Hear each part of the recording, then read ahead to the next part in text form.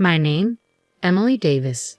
I'm 21, fresh out of culinary school, diving headfirst into the bustling world of my parents' coffee shop. It's a cozy corner of our town, brimming with regulars who have become like family. The shop? It's my parents' pride and joy. They've poured their hearts into it for years. Juggling work and studies wasn't easy, but it was rewarding. Every day was a whirlwind of coffee beans and pastry delights. Then, out of nowhere, Bob's call shattered the routine. Bob's voice crackled with urgency as he delivered the news. My wife had an accident. It sent a shiver down our spines, filling the air with concern. Though the specifics eluded us, the gravity of the situation was clear.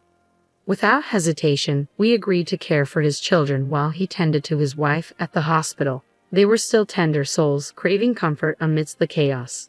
Bob arrived at the coffee shop with his children in tow, their faces a mix of confusion and worry.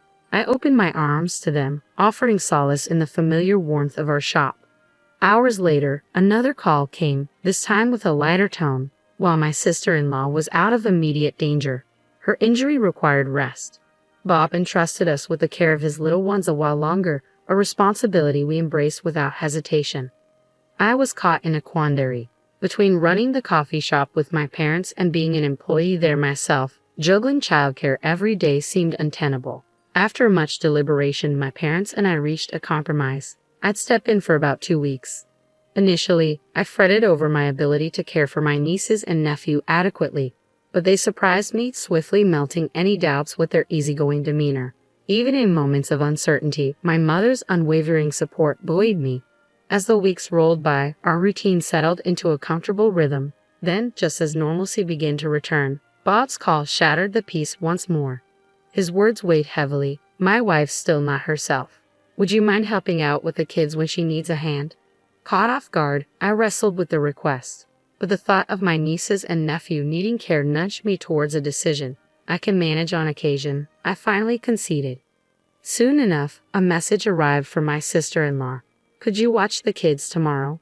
With a resigned nod, I replied, of course.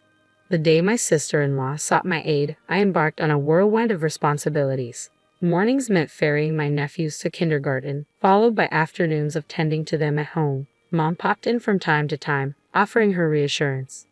Evenings saw us immersed in the bedtime routine, eagerly awaiting Bob's arrival. With a sigh of relief, I handed over dinner, courtesy of Mom, as Bob collected the children, grateful for the respite. Despite the exhaustion and doubts creeping in, abandoning Bob's family was never an option. Both Mom and I rallied, doing what we could to ease their burden. Then, like déjà vu, another message from my sister-in-law arrived. Could you lend a hand with the kids again? The cycle repeated, just as before. In the morning, I set off to collect the children, making my way to the familiar grounds of the kindergarten. The teachers greeted me warmly, smoothing the drop-off process. With cheerful farewells, the boys bounded off to join their peers, leaving me to assist at the cafe my parents managed. Time flew by, and soon it was time to retrieve the children once more. Dad's reminder snapped me into action, and I hurriedly made my exit from the cafe. Arriving at the kindergarten, I found a small crowd already gathered. Amidst the chatter, a voice called out, Emily. I spun around to find myself face to face with a familiar figure from my school days. Ashley.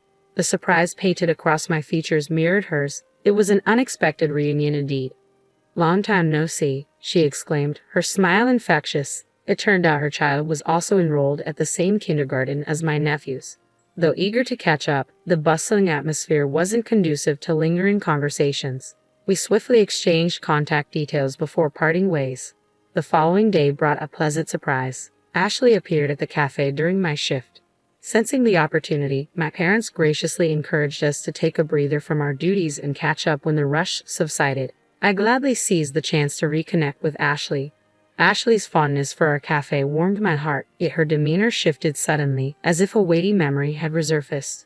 By the way, I spotted your nephew's mom the other day, she disclosed, her tone serious. I was taken aback by the unexpected turn in conversation, simply nodding in response. Really? Yeah, I didn't approach her, but I've spoken to her before, so I'm certain it was her. But there's something. Ashley hesitated, searching for the right words. Intrigued, I encouraged her to continue. What she revealed left me stunned, and it seemed my mom had overheard Ashley's revelation. our eyes locked in silent understanding. After Ashley departed, I turned to Mom, eager to hear her thoughts on the matter. "We'll keep an eye on things for a bit longer," Mom suggested, and I nodded in agreement. But then, out of the blue, my phone rang, flashing Bob's name. I couldn't answer right away, and by the time I noticed the missed calls, I was already calling him back. "What's going on?" I asked, confusion lacing my tone. What happened?" Bob's voice burned with restrained frustration. As he recounted the situation, anger simmered beneath his words. It turned out he'd returned home to retrieve something forgotten, only to find the kids alone in a supposedly empty house. Shock gripped me at the gravity of his story. Yet amidst it all, I couldn't shake the question. Why was I the target of his fury? My inquiry seemed to stoke Bob's anger even further. Bob's accusation hit me like a punch to the gut, leaving me speechless. Yet amidst the shock, I found the strength to defend myself. "I understand your frustration, but your wife must have misunderstood," I countered. "I did receive her message, but I explained that I couldn't manage today. With Mom falling ill unexpectedly, we're short-staffed at the cafe. I simply couldn't leave." There was a brief silence on Bob's end before he questioned, but my wife mentioned something else. "She claims that every time she asks for your help with the kids, you demand payment. Is this true?" My voice rose in frustration mid-conversation. "What? That's not true. I've never once demanded payment for looking after the kids. Mom can vouch for that. If you're unsure, why not ask her?" My retort hummed heavy in the air, leaving Bob speechless. Finally, he murmured, "So what's this about the money my wife mentioned?" "I honestly don't know. You should discuss it with her," I replied firmly. Bob's tone softened, wariness seeping through. "I'll do that," he conceded.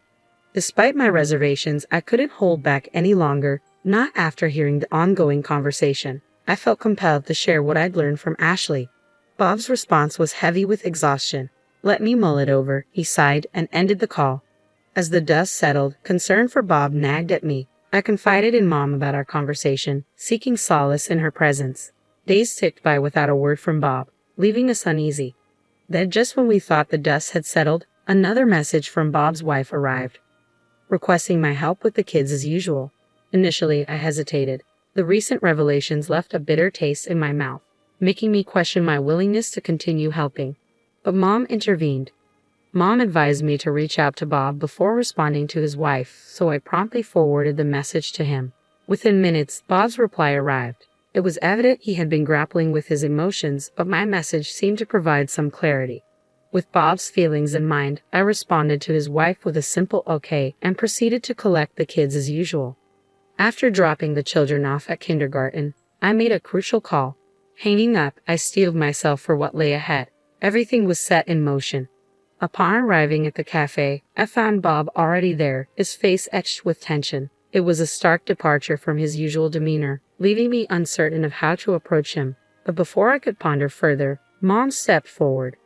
"I'll handle the kids," she assured Bob, her tone firm yet comforting.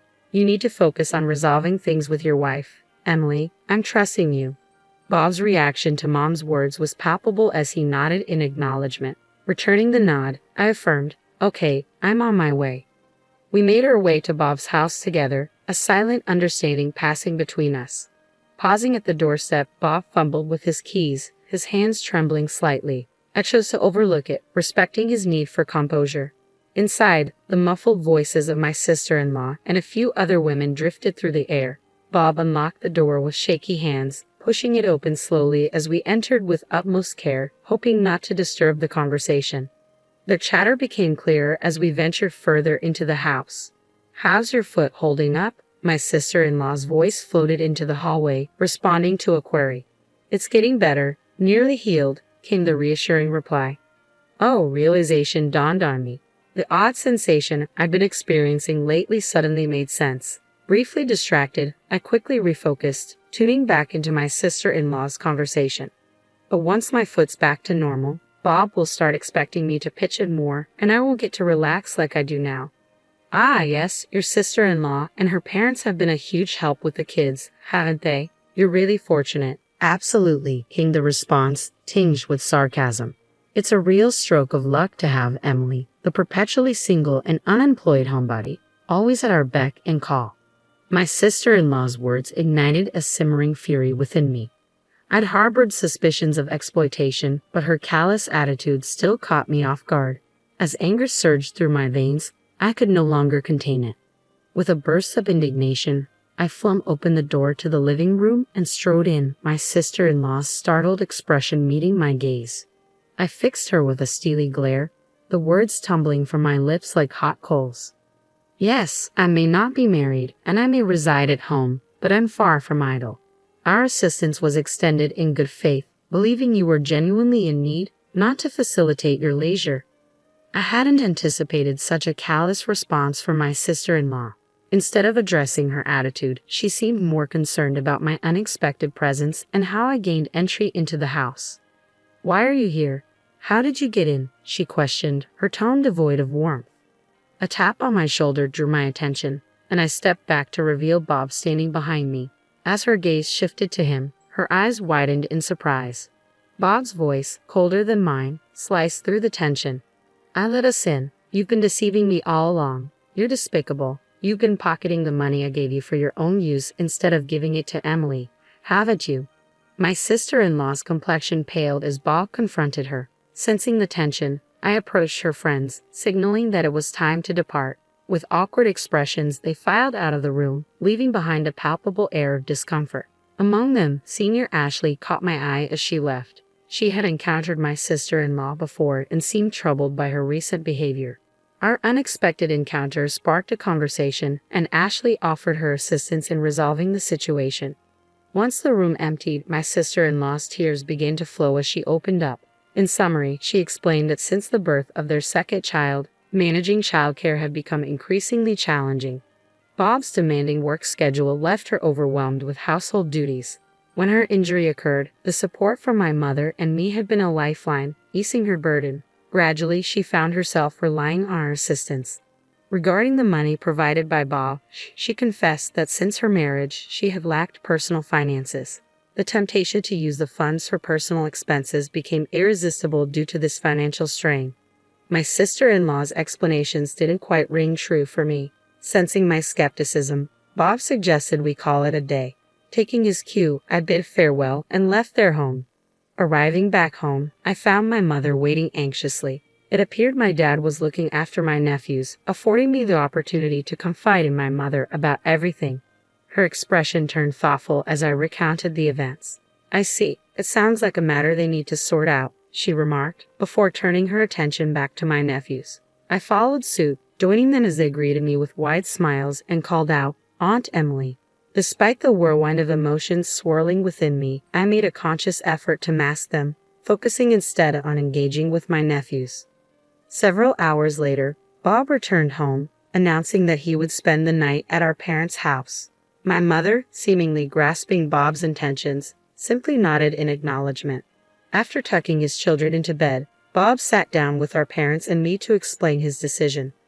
"I won't pursue a divorce this time," he began, "but if the same mistakes are repeated, I'll have to reconsider. Emily, Mom, I'm sorry for the turmoil this has caused you both." "It's all right, Bob, but are you certain about this decision?" I inquired, concern evident in my voice. Bob nodded solemnly. "Yes, after speaking with my wife, I realized I bear some responsibility as well. We've agreed to give our marriage another chance." Curious about Bob's revelation, I prodded him for clarification. He confessed, "I've been consumed by work, neglecting my wife's needs, and leaving the parenting solely to her. It's clear now that I've placed undue stress on her and been unfair to our children. I should have prioritized spending quality time with them."